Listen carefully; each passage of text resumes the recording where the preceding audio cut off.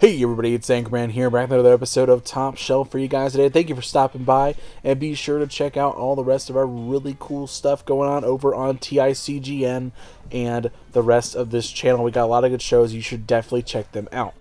And before we get started today, I want to briefly give you guys some of my thoughts on the No Man's Sky debacles as of late following its release as a $60 title that promised more than it delivered and stretched the truth on the issue of multiplayer, joining the ranks of constantly disappointing space exploration titles that have overpromised, underdelivered, and constantly delayed, just like Star Citizen.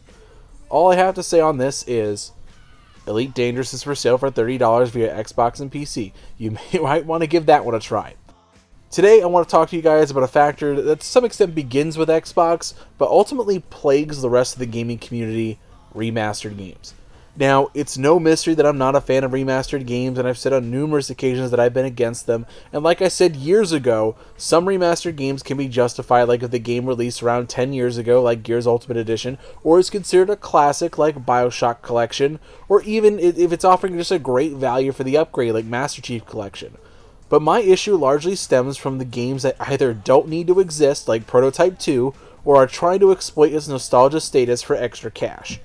In the beginning of this generation, publishers were taking a shot in the dark with several of their remastered games, like Quicksilver putting out Metro 1 and 2 in a bundle, which to this day I view as the gold standard of remastered games, charging $50 for the bundle, or you could buy the games individually digitally for $25 a piece, with new content, actually remastered game, and a fairly good bundle for a good price.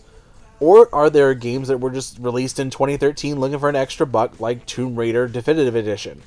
But since the announcement of backwards compatibility on Xbox One, these games have gotten a bit more targeted with their releases. For example, just looking at the backwards compatibility list today, August 10th, 2016, the second highest voted game for backwards compatibility is Elder Scrolls Skyrim. The fourth highest is Call of Duty Modern Warfare. Number 10 is Arkham City. Number 11 is Bioshock Infinite.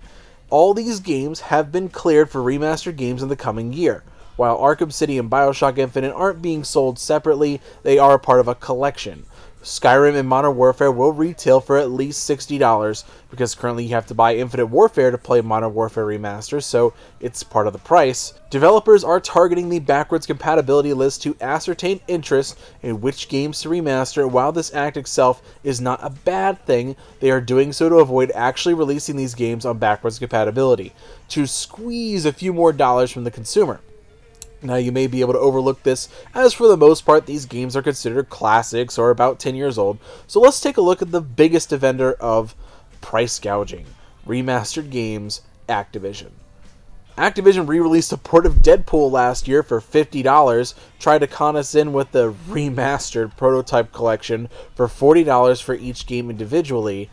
Marvel Ultimate Alliance 1 and 2 came out last week with only a bump in screen resolution and a slightly better frame rate for $40 individually. And their most recent offering, Transformers Fall of Cybertron, a game that came out in 2012, has been sneakily released for a whopping $50 for one game. And let's not forget about Modern Warfare Remastered, that you have to buy Infinite Warfare, essentially making the game a $60 remaster with some dead weight tacked on. Instead of releasing these games via backwards compatibility and doing right by the fans, they instead choose to price gouge and exploit the consumer. It's not even about the money either. Look at Red Dead, which was announced last month and sold enough copies for Rockstar to have to claim the sales. Backwards compatibility sells games. But instead of that, Activision and others are looking at the backwards compatibility list to garner appeal and refuse to release those games so they can hold you hostage to buy their game again at full price with no effort put into the game. This is wrong. This is just wrong. And I urge you not to buy into this trend. Wait for something that actually puts in the effort to win your money. What Activision and other companies have done is that they've lazily ported over their games, which cost them almost nothing to do without fixing even basic issues. For example, Square Enix The Sleeping Dogs remaster, which released in 2014, which I played, yes, bumped up to 1080p, but couldn't even fix the clippy frame rate. It's lazy at best and dishonest at worst. Now, I know that when I tell you, I just can't dissuade some of you from buying the game, or at least that the one remaster that calls out to you, but I can say this. Wait. Wait for the sale. Wait till you see it in the bargain bin and the developer makes barely anything on it. That is if you can avoid the purchase altogether. Buying these games at full price only encourages them, and they will push that boundary of how much worse these corporations can treat you. It's just bound to happen, and it's a sad thing to see. But anyway, guys, this is Anchorman signing out. Hope you guys have a good day. Hope you guys have a really good time playing some stuff, having a good time. Also, be sure to join the watch on Discord if you want to get in touch with me. I check Discord every single day. We talk. It's just like an open chat room app. It's pretty decent. I'll put a link for you guys to join in the description below if you are interested, so you can talk to us. It's also a really great way to meet up with people and actually start gaming with people. It's not like Twitter or Facebook where everyone just kind of sits there and talks. This is actually a place that facilitates gaming. But anyway, guys, I'll see you guys later, and this is Anchorman out with the Top Shelf.